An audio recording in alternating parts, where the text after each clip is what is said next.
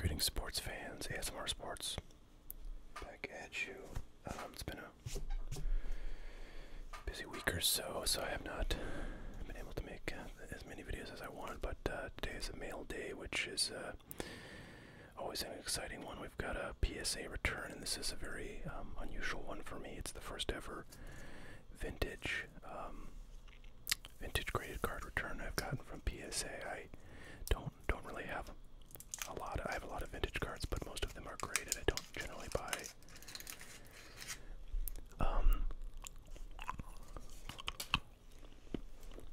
raw vintage. It's pretty, difficult to do that without the risk of like trimming or who knows what. But a million years ago, when I sent this in, I decided I was going to dig up as many vintage cards as I could to send on in, and that's what I did. So, as you can see, there's a little part in the middle here where these are returned ungraded because they were viewed as not like trimmed or something else. And I was pretty much expecting, at least one or two of these to come back trimmed, just because that's the nature of the beast when it comes to vintage stuff. But I actually was overall quite pleased. I think I sort of looked at the grades very briefly online, and was pretty much happy with anything beyond like a PSA 1.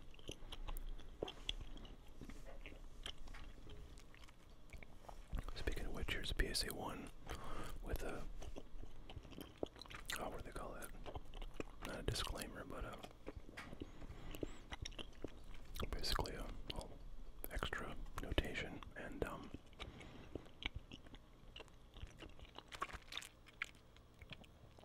don't know if I've ever seen a 1MC. You'd think they would just call it a 1, but whatevs. 1964 Topps Roger Maris. There's quite a few Maris and like mantle cards in here since I'm a Yankees guy, and just have ended up with a lot of those. But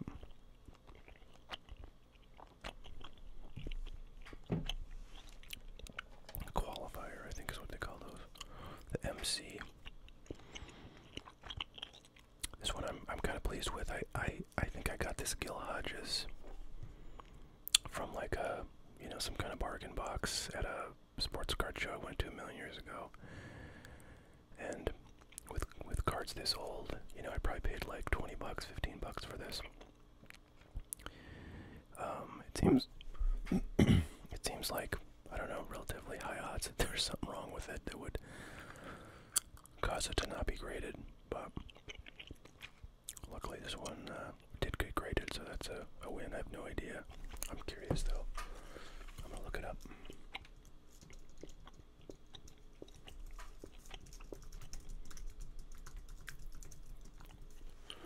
With PSA 1s, there's quite a bit of variation pricing because something could like present extremely well, but be a PSA 1 because there's like a piece of tape on the back or something. And there's cards that are really off-centered and cards that are really nicely centered, all graded PSA 1s. But in any event, a nicer looking PSA, oh no, that's a good, uh-oh, I have a bad feeling this is going to end up being worth very little, but can't really find a PSA 1 that was sold recently. I mean, raws of this thing are going for $30.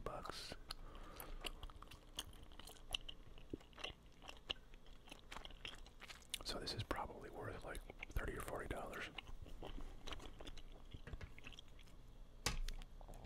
Wonder what. I feel like I used to have a 49 Bowman Gil Hodges that was like, it was the most perfect card, but on the back it had like paper loss, so somebody had like glued it into a album or something. And I think it was in a PSA like 1 holder, and it was really cool. I really like cards like that are like perfect on the front, but they're really low graded, so you can get like a nice deal on them. Here's the first of 265 tops Roberto Clementes. This one is a 3 with the miscut qualifier.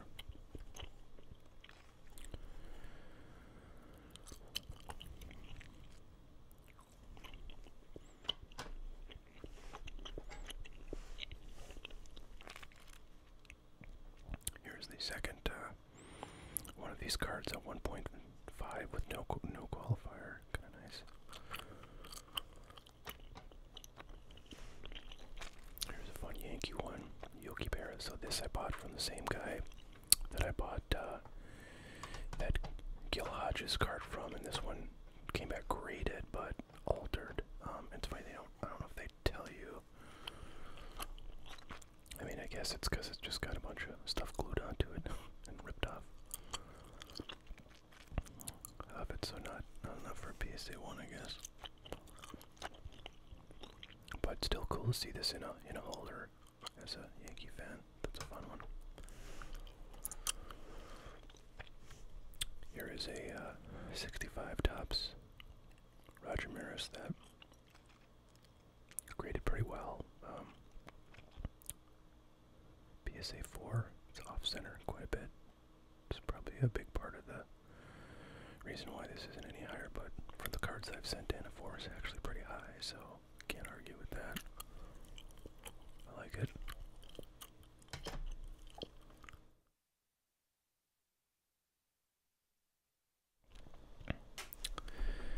Okay.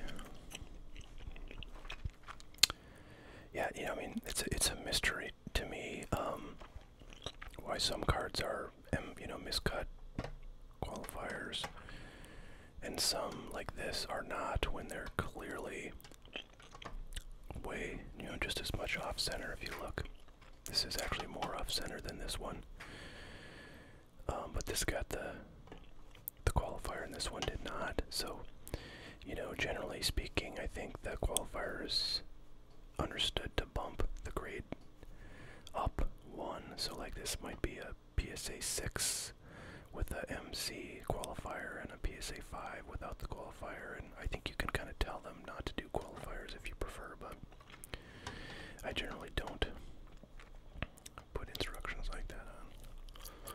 Just let them do what they will, and I guess that's why you get sort of random kind of performance on whether they give you a qualifier or not. But this is really a crisp card. The corners are quite nice, and everything else is very clean. So if this were perfectly centered, I mean, who knows? It could be a 7, 8, or 9. It's really nice. Alright, here's another 4. Is that last 4 of Maris too? Yep. 65. So now I got a 1960 Roger Maris. Roger Maris, for those of you who don't know, was a native of, actually I don't know if he's a native, but he lived in Fargo for much of his early life. Fargo, North Dakota, and that's where I live and record. So around here, he's the local hero, and his cards are always in demand. So that's why I have a fair bit of them. I pick them up when I see them, and I hadn't gotten any graded, but now I have quite a few that are going to be graded. So really nice 1964 right there. Really good centering and clean card overall. It has like a print mark there running down the side. That's probably a big reason why it's not a 5 or a 6 maybe.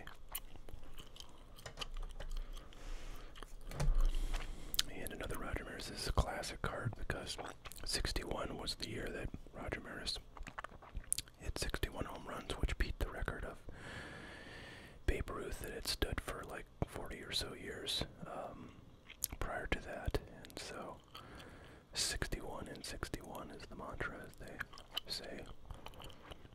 That same year, Mickey Mantle, I think, had 60 home runs, and so Roger Maris just beat him out for the home run title that would Sammy Sosa era where they were hitting like, you know, high 60s and 70 plus home runs year after year after year.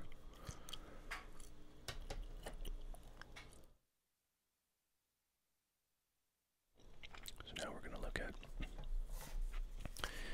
the two cards that did not grade.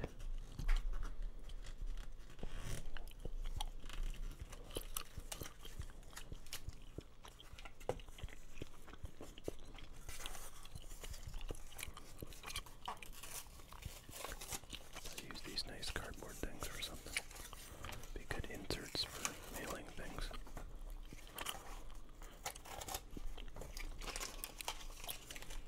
You must just buy these by the palletful and use them for various things. Alright, well, funny, this is not one of the ones I would have thought. Actually, neither of these really I felt were, well, I don't know, this one is, boy, this is actually a really valuable card if it grades, I think. I have no idea where I got this from. A long time ago, like in, gosh, it was probably about 2006, maybe 2006. Might have been 2005. I kind of got the idea. This was when I was living in Boston. I got the idea that I should, you know, try to find some like collections to buy, and I ended up finding a couple of people to buy from. And one guy had just a bunch of vintage cards, just like in a shoebox, and I bought a bunch of those from him, and got a bunch of them graded with SGC. I don't know if this would have maybe been in that, but I don't know where else I can remember getting. Oh, yeah, this has a bunch of like little kind of indentation marks, so it's kind of probably a PSA 1 if it does grade, but it presents really well. It's nicely centered. This is a very early card. It's like a, I guess it's a second year, third year card of you know, the legend. And here it says evidence of trim, which is interesting. I'll have to find like another card from this era, like the Tall Boy era, and see if I agree that it's been trimmed. But yeah, I don't really know. It's too bad. That would have been a really sweet card to have graded, but those are the breaks. Again, it's a low grade card because of that, you know, I don't know what that is. It's like we took a paper clip and pressed it down into it. But just to have it encased would be, you know, really cool to see. So who knows, maybe I'll submit that to SGC. I know sometimes people do that if they don't have luck with one grade, but I'd have to, you know, get another 55 or 6 or something and measure it against that to see if maybe the measurement is, you know, a bit subjective. And then this would have been another cool one because it's a 50s card, and I don't really see any like major damage on this one. But let's see what they said. They said altered. Interesting. And I don't know what could be, you know, causing that. So I don't know if they're saying it's trimmed. I think if they think it's trimmed, it would say it, but I don't know. Maybe there's some, you know, hard to say. I don't know what altered would include. But yeah, I don't know. Cool looking card. Yeah, unfortunately, these are probably two of the more valuable cards in this order, just because they're so old. A lot of these other cards are 60s, and like this one's late 60s. But back onto the ones that got graded. Everything else got graded. Pete Rose, 68 tops. PSA 4. Pretty cool. And then I have a fair number of mantles in here, which all graded, you know, numerically. And that's great news. Mickey Mantle cards, actually all vintage, is pretty much on the way up and has been for a few months now. So I'm sure I bought all these mantles raw off of eBay, like, I don't know, who, God knows, 10 years ago, something like that. I just, for a while there, I was thinking like I should buy as many cheap mantles as I can, so $60, like raw or graded, I would buy it. And these were probably like $60, $70. I've got another one of these right behind it. Now in PSA 1, I think, and it's relatively recent that they've gone up, you know, fairly significantly.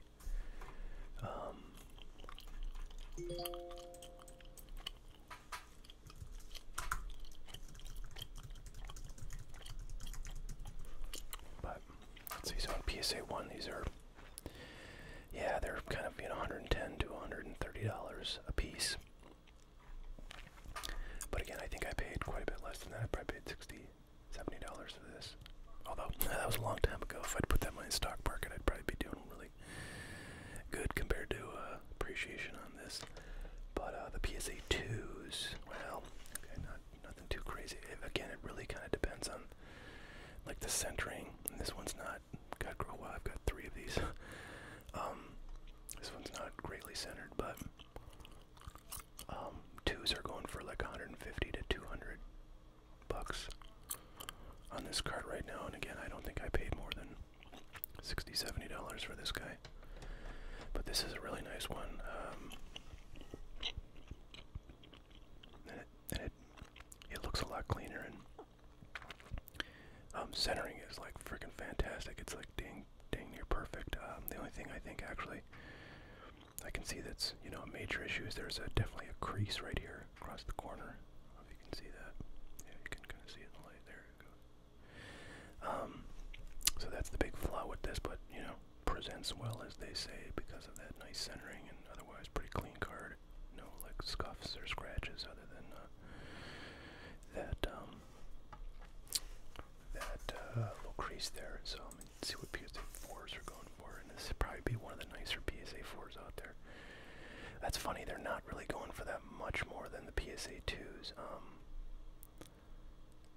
There's the last one was sold a couple days ago for $311. There's one on August 6th for $377. There's one on August 5th for $300. So again, you know, I think this is actually a very nice example of a 4. So probably goes for $300, or that's what I'd expect to listed at 300 to 320 or so. All right, 67 Topps Mantle, kind of a boring card because it's like just a face shot. This one is quite off-centered, and it's got a 2. Nice crease right there. That's probably a $100 card, I bet.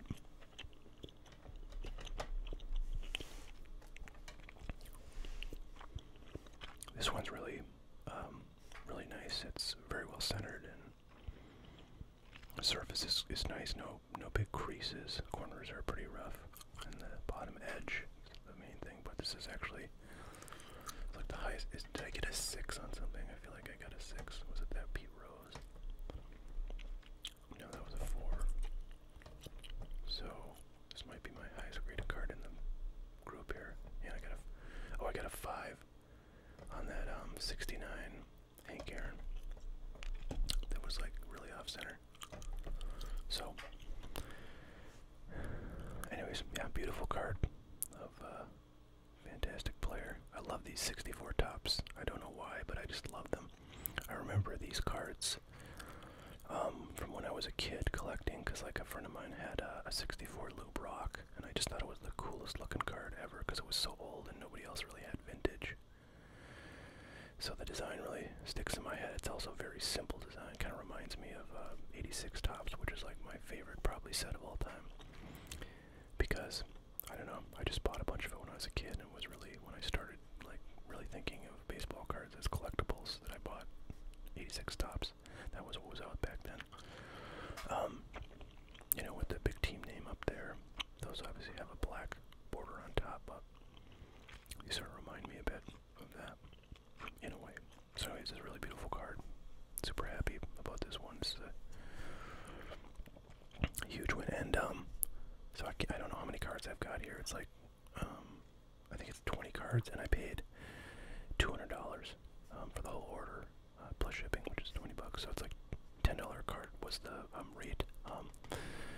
Vintage has always like been the cheapest to grade. So like I was in that same order. I had, you know, ultra modern, and those were $15 a card, and then I think like modern was like $12 a card, and vintage is like 10 back then. So it's super cheap to grade these, and hard to go wrong if it grades at all. Here's another pretty nice early Willie Mays 59. A little bit off center. No major creases. Banged up corner and some like indentation there. But overall a pretty clean looking card.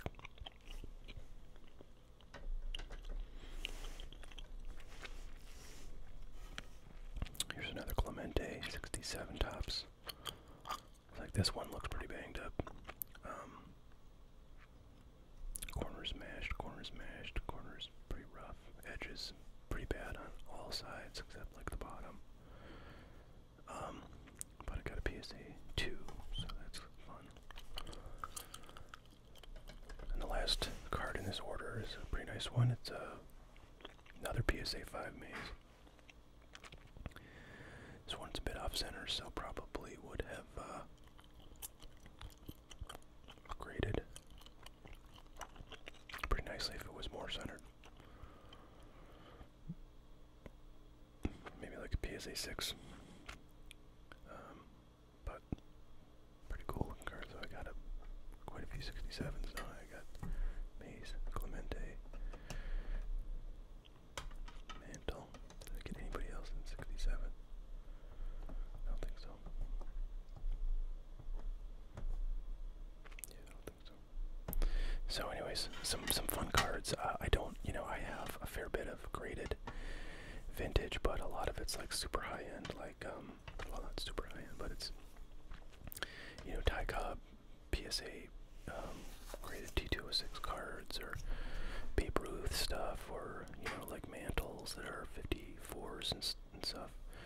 I don't really have a lot of kind of lower end, vintage like this stuff that's graded, and so I'm happy to get this back. I wish it wouldn't have taken a year and a half. This was the last thing I got back out of an order where I sent in all the 3 levels, the ultra modern, modern, and vintage. And this was the last to come back, so I guess it gives gets their lowest priority, probably because it's the lowest priced. So why not get the higher priced stuff out first, since they charge you when they complete it? So it makes sense. This would be last. But anyways, yeah, I was pretty excited to get this back, I have to say. I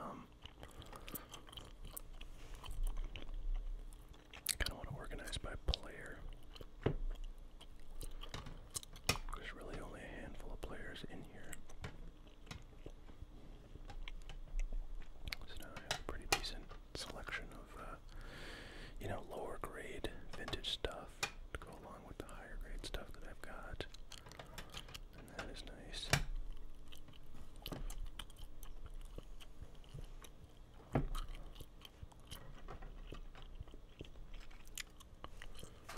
So I'm gonna have to get some perfect fit sleeves for these guys.